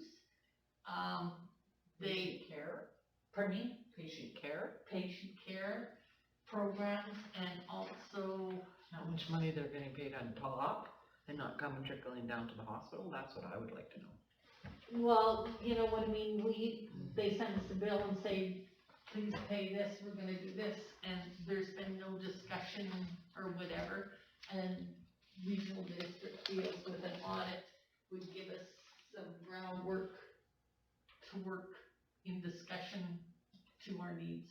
I'll put a motion on the floor. Sandy, would you reach out to Tyra tomorrow and see exactly what she needs? And and then send an email around and, we can answer it from there. Could we not vote on that while we're here at the meeting? Well, we don't know what we want. We're She needs to supporting reach an out. audit. She needs to reach out to her to know exactly what we want, like what they want us. We need to know exactly what they are auditing. The whole budget for Northern Health. The discussion is Northern Health, it's not working for our region. And we just want to have some discussion. And we feel we could get that with an audit. So you're not comfortable making a motion to? I'm not comfortable voting on it until I know exactly what I'm voting on and what they are asking from us. Someone gonna second that? For me to reach out to the PRD and see what they need from us? And then how long would it take it to get back here? She'll send us an email, Well, yeah, Can't vote by email We anymore. have no bylaw that says that we can't vote for email. I have issues with my iPad. I've got emails and I've tried to forward them on and they're not going out. Marcel? When do you need a decision on that? The next regional district meeting. Like tomorrow's regional district meeting? We don't have. Today was Oh, the regional district okay. meeting. Because the regional district also had a budget today, too, budget meeting today. So, okay, so they're looking for overall they're wanting to do an audit of Northern Health's overall spending and how they're spending in Northern Health and how that's affecting Well, In this region. in this region, In this region, not all Northern, we just want an audit for. this region. And they're looking for us to write a letter of support. To the regional district, all municipalities, Tumbler Ridge, Chetland, whatever, and as a group, we're gonna request an audit from Northern Health. Okay. it's really funny, because I put that on the Facebook pages. That's That's- the place. Basically, we support if we so choose. So are you putting that motion forward? Yes. Okay. Write a letter, I second that motion. Hold on. So there's already a motion on the floor. Right now, we have a motion to reach out to the PRD and see what it is they need, and I don't have a seconder yet, so technically it's not a motion. I think my only concern is that if we like wait the 2 weeks, and then it's one of those things that gets dragged Can out. we have a special meeting? Another special meeting over a letter? It just seems like a waste of money, you know? to Yeah, hold. but I wanna know exactly what they're auditing. Is there something that like you're specifically concerned about? I'm just generally asking. Is it one of those things that maybe we could look at drafting a letter, get the letter drafted, and then bring the drafted letter and that information back to our next meeting, so that we can have the final say on it, and then if the letters will be drafted and we approve it, where it just needs to be amended at that point in time, then it can speed up that process a little bit more. Yeah. I'm Remember, Okay, maybe so we I could still go have half a change the motion. Or adjust your motion to incorporate that. You can add that to my motion. So motion to reach out to the PRD and see what it is they need, and then draft the letter of support I'll second that. and bring it back. And also their budget, they discussed their budget, so we need to know what's going on in case we have to put more money in our budget. It's online, She can reach out to, the budget is online. And you want that budget brought back, or? if anything has to do with booze, yes, yes. Okay, Since we are doing our budget now. and you're seconding it? Okay. All in favor? Anything else, councilors? Anything else, Counselor Sun? No. Counselor Beach? So wasn't as busy this week as I normally am. I had a wicked sinus infection, but, I have been working on and off with this school. The school reached out to me about, 10 days ago, on February 3rd, the school reached out to me in regard to, looking at getting some planters. What they're looking to do is purchase some planters and either put them on their property on one side of the fence, or even maybe look at putting them, every time, or look at putting them on the north side of the skate park, dependent.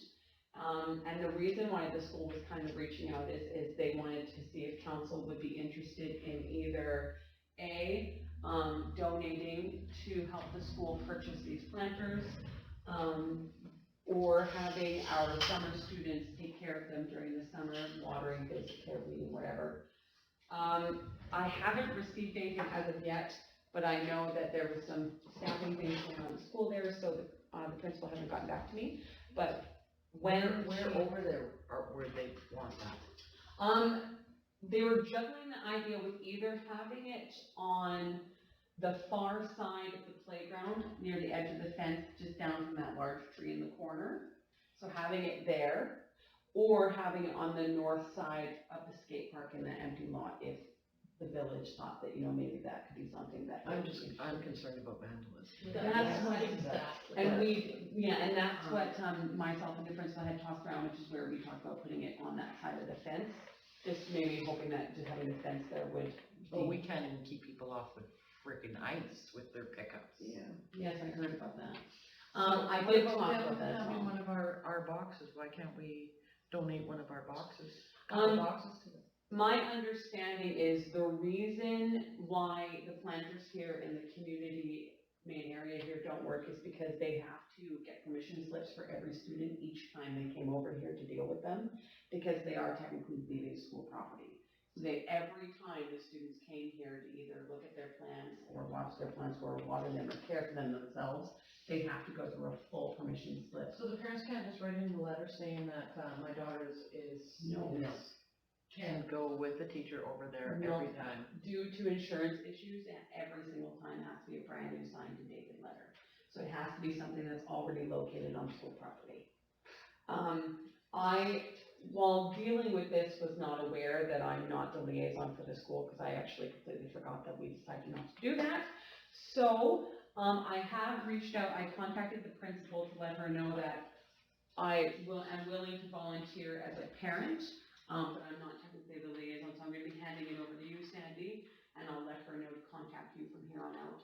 But if that is something that council. I still think that you should be keeping in contact with the principal, because like I said, our school, was going to be closed down because the previous council did not let the school board know that we had two subdivisions, and that our kids here were going to be bused into town.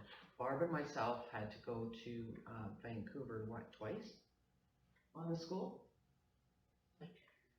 and get them to build it on, and we ended up with the portables.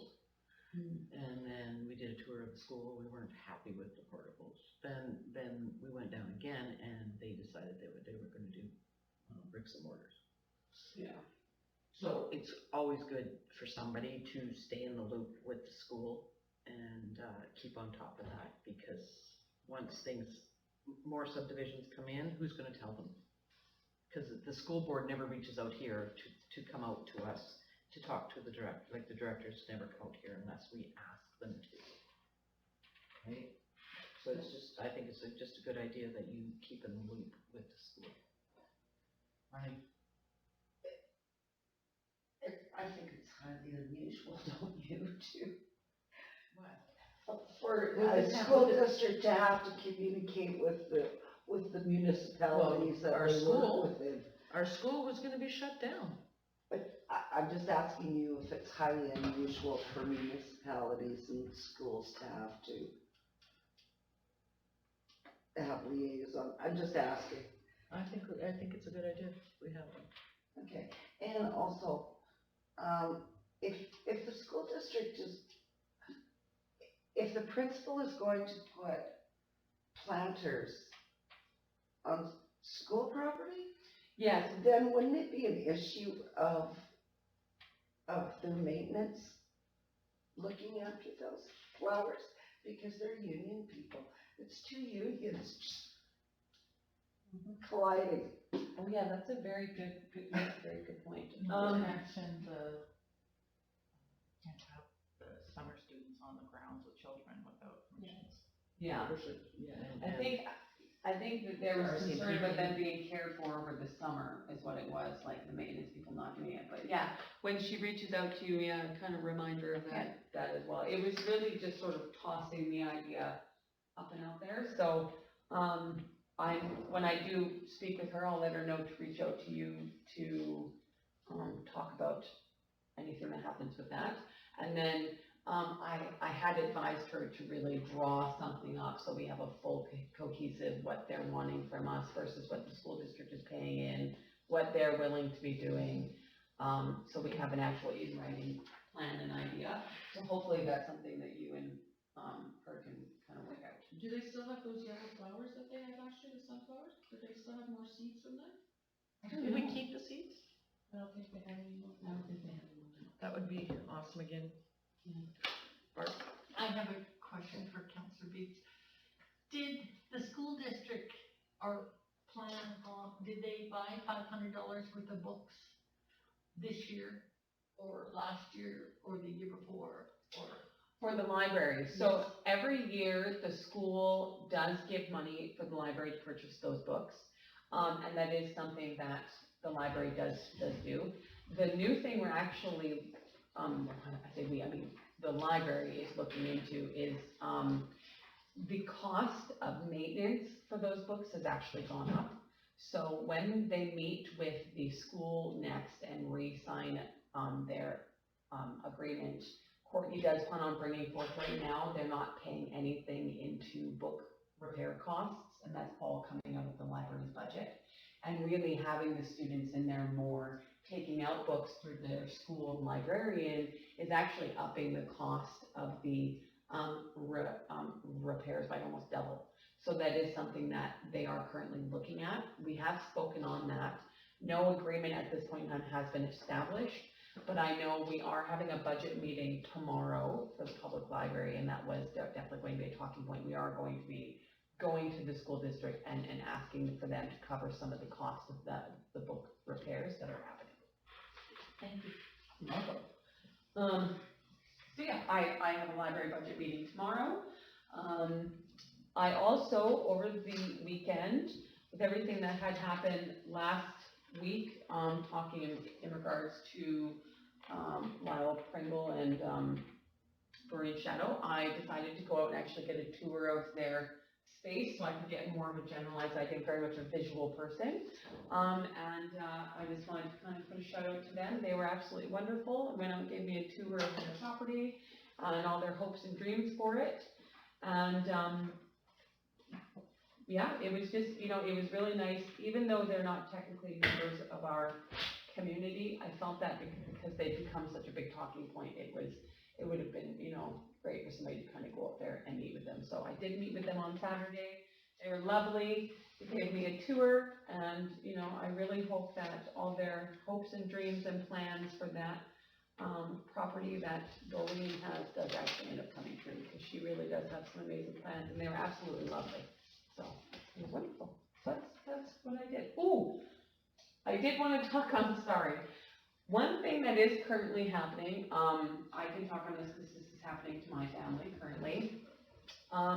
Don't know if you guys are aware, but due to changes in, the BC health system, people in Dawson Creek are now not able to take their children into Alberta for medical care. So my daughter goes to Edmonton Stollery Hospital, and I've been fighting for 3 months with the Alberta and the BC Medical to allow my daughter to stay there. She's been with the doctor at the Stollery Children's Respiratory Clinic since she was 18 months old, and they are forced to send her to the Vancouver Children's Hospital. By doing this, my child... To Adrian Dix?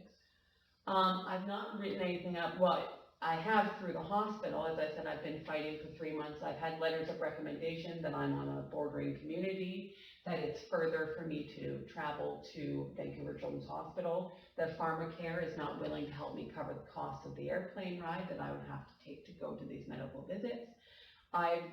We've done all those things. The hospital themselves have actually advocated for myself and another family within the community that are being dropped by Stollery. And the government's response, as of what I heard yesterday morning at 11:40 a.m. was too bad.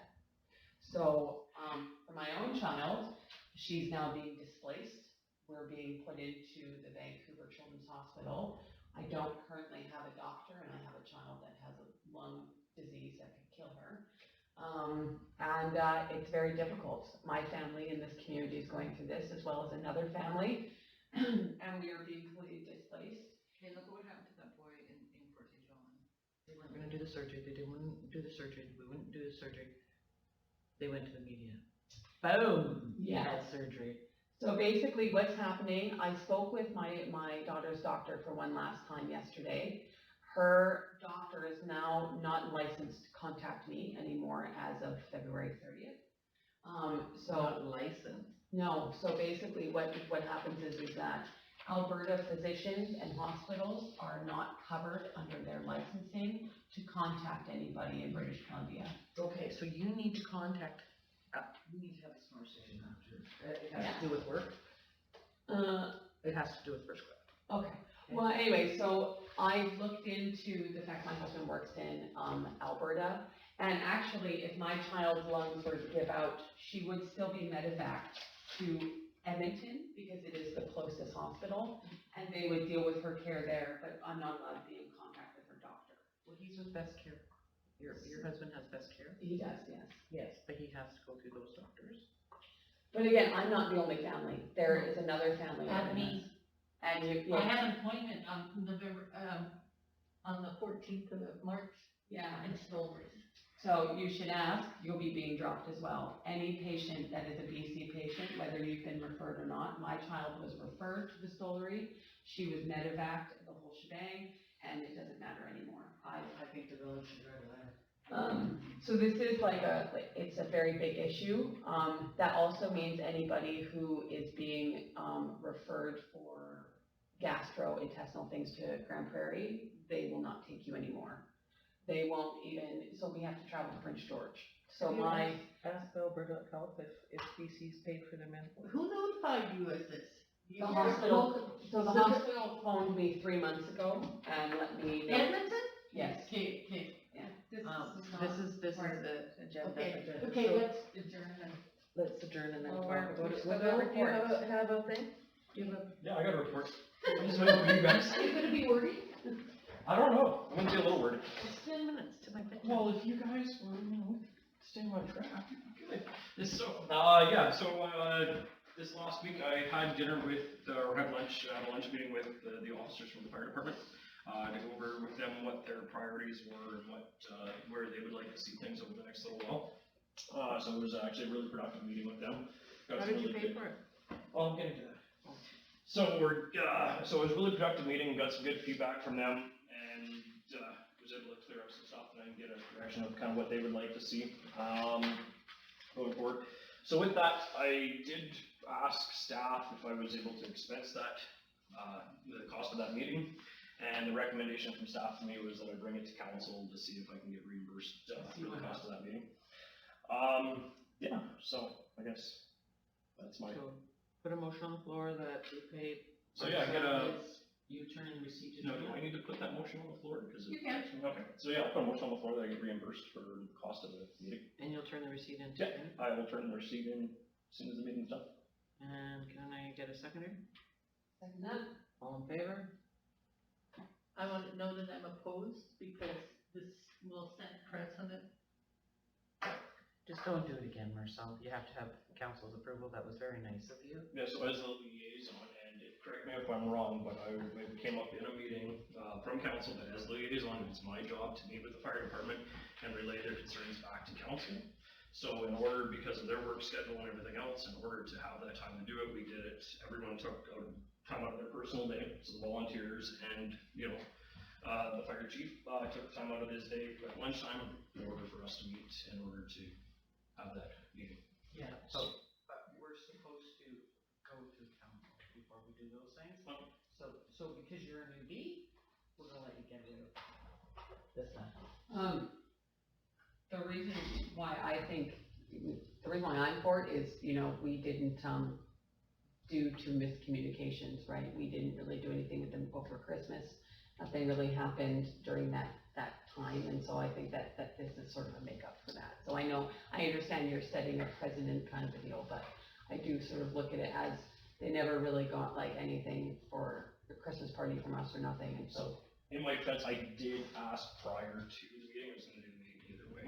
So I did ask prior to the meeting, and the recommendation back was that staff would look into it. It doesn't violate any of our current policy that we have, because technically all of the officers are employees of the Village of Goose Cooping, under their agreement that they have, so that's where the recommendation was, yeah, go do it and then bring it back to council for approval, and, so if it's approved, if not, it's not a big deal. I think it's more important. It's approved. We all agree, except for Marlene, do you agree? Yes, sir. And the only other thing I have is, Councillor Beach and myself, went to the steak night on Saturday. We went to the Legion, phenomenal meal that they had there. With food service, the Legion was able to get the bar open, and now these new restrictions that came up as of yesterday, or last night, I guess. Their Legion's gonna be able to open back up, and yeah, it was a wonderful time to get out and see members of the community and stuff. They only had limited seating capacity, for this one, so we actually, Councilor Beach called me earlier that day, so I went down and bought tickets early. And yeah, it was a really enjoyable night. It was nice to get out and see members of the community. I went the week before for soup and sandwich. Yeah, The so food was amazing. Oh, yeah. For a $20 meal, like, yeah, you can't even get McDonald's. Like, McDonald's costs you more and it's less nutritious than what you got from the Legion, so it's phenomenal. Okay, so you're done with your report? Yep. I don't have a report. No in-camera rising report and adjourn.